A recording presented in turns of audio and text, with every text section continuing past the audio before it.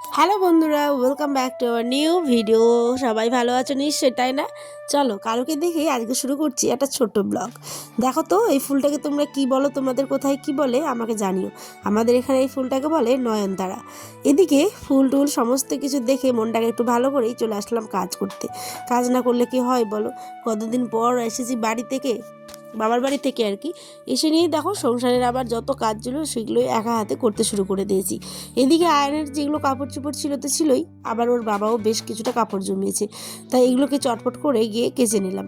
তারপরে এই যে গরিবের ঘরের একটাই নিয়ম, বস্তা দেখতে পাবে চট চট হিসেবে আর কি, চটের বস্তাগুলো পাপোশ হিসেবে আর কি। হ্যাঁ, তো পাপোশ না দিয়ে এই চটগুলোকেই আমরা এখনও ইউজ করি যখন আমাদের একটু একটু থাকার মতো বাড়িঘর হবে, ঠিক আছে, ভালো আর কি, মনের মতো সুন্দর সাজানো গোছানো, তখন চেষ্টা করব একটুখানি ভালো ভালো কিছু পাপোশ নেওয়ার। কিন্তু এখন যেহেতু এরমভাবেই আছে, তাই সেগুলোকে দিয়ে পরিষ্কার করে রাখলাম। এদিকে দেখো উঠোনে এত বড় একটা চুলি দেওয়ার মানেটা তোমাদের একটু পরে শেয়ার করছি, ঠিক আছে। এইদিকে দেখো সাদা ছাগল দুটোর বাচ্চা হয়েছে, কি সুন্দর দেখতে হয়েছে তাই না? আর এদিকে আমরে মুকুল দেখো, গাছ পুরো ভর্তি, এত মুকুল হয়েছে মানে পাতায় পর্যন্ত আর দেখা যাচ্ছে না। তো চলো চটপট করে কাপড়গুলো দিয়ে আর ওই চুলোটা দেওয়ার উদ্দেশ্যটা তোমাদের এবার বলি। এই চুলোটা হচ্ছে গিয়ে বেসিক্যালি একটা ধান সেদ্ধ করার চুলো, ঠিক আছে। যখন আয়নের দাদু মানে কোনো কিছু অর্ডার পাই ধানের বা চালের, ঠিক আছে, তখন কিন্তু এখানে সেদ্ধ করে। তো এটা আমি এখানে এসে প্রথম দেখেছি এরকম বড় চুলো। এটাকে এই যে টিনটা দিয়েছে দেখছো, টিনের মধ্যে জল দিয়ে ধানটাতে অনেক পরিমাণ ধান, ওই যে দেখছো আমাদের উঠোনে যেগুলো ধান ওটাকে বলে তুলাই পাঞ্জা চাল। তো উত্তর দিনাজপুরের তুলাই পাঞ্জা চালটাই কিন্তু বিখ্যাত আর ভুট্টা, ঠিক আছে। তো এই যে তুলাই পাঞ্জি চালটা কিন্তু এখানে এমনভাবে সিদ্ধ করে, এত সুন্দর মানে সেন্ট, গোটা বাড়ি কেন গোটা পাড়াটা কিন্তু মমো করে এই ধানের গন্ধে, ঠিক আছে। আর চালের ভাত খেতে যা লাগে অসাধারণ। তো এই যে এটা একটা ব্যবসায়, এটাই আগে থেকে করতো, 30-40 বছর এই ব্যবসায় করেছে। এই চুলোতে কিন্তু প্রচুর ধান সেদ্ধ করা, তারপরে এরমভাবে শুকনো বেলচা দিয়ে ধান মেলে দেওয়া, এটাই হচ্ছে গিয়ে এটার নিয়ম। আর এই কি বলে ধানটা না অনেক পরিমাণে শুরু হয়, দেখতেও যেমন সুন্দর খেতেও তেমন স্বাদ। তো চলো সমস্ত কিছু তোমাদের সাথে শেয়ার করলাম। এই তুলাই পাঞ্জা চালটা কিন্তু পুরো খাঁটি, অনেক রকম ভেজাল কিন্তু বাজারে বেরিয়েছে, কিন্তু এটা একদমই খাঁটি। তো এখানটাই তারপরেই চলে আসলাম আমি বিছানা গুছাতে, কারণ এই ঘরটাকে যে কতবার দিনে ঠিক করতে হয় হিসাব নেই জানো।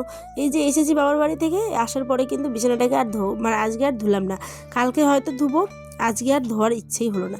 তাই ভালো করে ঝেড়ে ঝুড়ে ওইটা বিছানায় করলাম। এদিকে দেখো বাসনপত্র সমস্ত কিছু মানে এক গামলা বাসন কিন্তু মোটরে আমি ধুয়েছি, সেটা আর শেয়ার করা হয়নি। এদিকে কয়েকটা পুচকি বাসন নিয়ে এসেছি, টুকটাক আর কি যা যা লাগে সেগুলো আবার ধুতে। এই তো কয়েকদিন আগেই ধুলাম, তোমরা দেখতেই পেলে রোজার আগে, আবার এখন ধুতে হচ্ছে। কি করবে বলো, হঠাৎ করে কোথাও থেকে এসে যখন দেখা বাড়িটা এমন তছনছ অবস্থা হয়ে যাবে, ঘরে ঝুল থেকে শুরু করে ধুলা বালি সমস্ত কিছু। যতই পুরুষ মানুষ বাড়িতে থাক না কেন, মেয়ে থাকার যে কতটা প্রয়োজন একটা সংসারে, সেটা মানে ওই মেয়েরাই জানে, ঠিক আছে। তো এইখানটাই আমার ছেলে তাদের মাসির সাথে খেলছিল, মানে আমাদের পাড়ার কয়েকটা বাচ্চার সাথে। আর ওগুলো আমি এখন ধুয়ে নিই বাসনগুলো। আর এইদিকে দেখো কুলের গাছটাতে আবার নতুন পাতা দিয়েছে, লেবুর গাছটাতেও নতুন পাতা দিয়েছে, কী যে সুন্দর লাগছে। আর এই লেবুগুলোই এখন কিন্তু রোজা, হ্যাঁ, রোজার সময় কিন্তু এই লেবুগুলো হয় না, হয় কখন বলো তো, একেবারে শেষের দিকে, মানে ধরো যখন আমাদের কুরবানি ঈদের জোহর ঠিক তখনই কিন্তু হয়, ঠিক আছে। তো যাই হোক ভালোই হয়, টকটা কিন্তু খাওয়া অতিরিক্ত প্রয়োজন জীবনে। বলতে বলতে কিন্তু অলরেডি বিকেল হয়ে গেছিলো। তাই এদিকে দেখো আমি কিন্তু গাজর কুচি করে নিলাম আর একটুখানি বিট কুচি, আর এইদিকে ঘুগনিটাও কিন্তু প্রেসারে সিটি দিয়ে নিয়েছি। তাই সাদা জিরে, কাঁচা লঙ্কা, পেঁয়াজ কুচি দিয়ে রোজগারের মতো আজকেও আমি কিন্তু ঘুগনিটা মানে ছোলার ডালটা আর কি করে নিলাম। এই ছোলার ডালটা মুড়ি দিয়ে খেতে খুব সুন্দর লাগে। আজকে একদম সিম্পল মেনু রেখেছি আমি ইফতারে, আজকে কোনো কিছু ওরম ভালো করিনি। এই যে সামান্য স্যালাড, পেঁয়াজ কুচি, কাঁচা লঙ্কা কুচি আর বাদাম, এই দিয়ে আজকে আমরা খেয়ে নেবো বেশ করে, ঠিক আছে। প্রতিদিন তো ভালো মন্দ খেতে হবে এরম নিয়ম নেই, যেদিন যেটুকু আমাদের রিজিকে থাকে সেটুকুই খাই।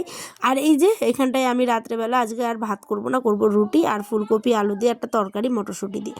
চলো কয়েকখানা রুটি এখানে বেলে নিই, রুটি বেলতে আগে পারতাম না জানো, এখন দেখি বেশ গোল গোল হচ্ছে। তোমাদেরও কি এরম অবস্থা? আগে পারতে না এখন হচ্ছে। আমি কত কিছু শিখে গেছি বলো। ও দেখেছো, আয়ন বলছে বর্মা আল্লাহ করছে। আমি যে ওকে বললাম বাবা আমি একটু ভয়েস দিচ্ছি, তুমি বাইরে থেকে ঘুরে এসো, ও বলছে বর্মা এখন আল্লাহ করছে, মানে নামাজ পড়ছে। যাই হোক, আয়নও আমার সাথে সাথে তোমাদের সাথে কথা বলতে চাই জানো। তো চলো রুটিগুলোকে সেঁকে নিই। আর এইদিকে আয়নের আবার দেখো ঘি দিয়ে রুটি খাই। কে কে তোমরা খেতে পছন্দ করো আমাকে জানিয়ে। যে গরম গরম রুটিতে একেবারে গাওয়া ঘি মেখে একেবারে চটকে চাটকে খাই, কিন্তু আমি আবার পারি না, আমার ঘিয়ের গন্ধ শুনলেই বমি চলে আসে, জানি না কেন। আর আয়নের আবার পুরো অপোজিট, এই যখন কলকাতায় মানে লাইফে থাকতো, ছোটো থেকে বাইরে যেহেতু পড়াশোনা করেছে, প্রচুর খেয়েছে। তো কেমন লাগলো ব্লগ জানিও, আমিও আয়নকে খাওয়াই। টাটা, আল্লাহ হাফেজ।